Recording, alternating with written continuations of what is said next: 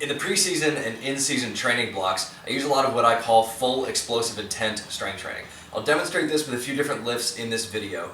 The goal is a controlled eccentric or lowering phase, and then working as hard as you can to accelerate the bar through the entire concentric or lifting phase.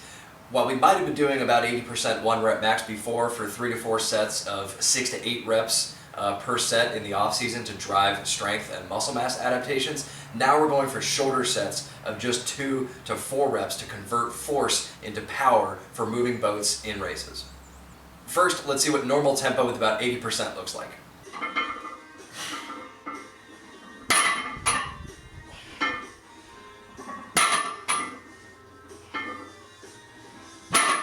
Now, here's lifting with full explosive intent.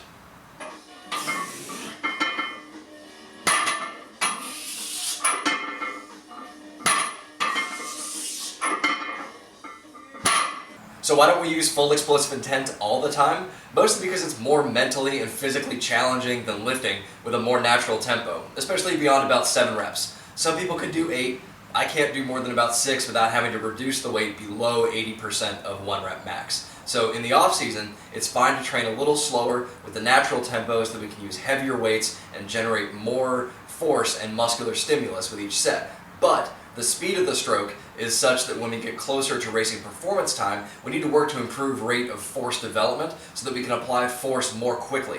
Think about it like the difference between a regular stroke and a power 10 stroke. You aren't rowing slow on the regular stroke, you just aren't putting all the oomph you possibly could into it the way that you are with a power 10. I use full explosive intent training in the preseason and in-season on squats, push press, and deadlift variations, as well as kettlebell swings if we have kettlebells. The hex bar is my favorite deadlift for rowing, but I don't mind using a Romanian deadlift, an elevated deadlift, or a conventional barbell deadlift for rowers who don't have a hex bar and can do straight bar deadlifts with good technique. My favorite squat for rowers is the front squat, but we can also use a goblet squat or a back squat if the rower really feels more comfortable back squatting. I'll use one-arm push press with a dumbbell or a kettlebell and or a two-arm barbell push press to train full explosive intent with transfer between the lower body and the upper body.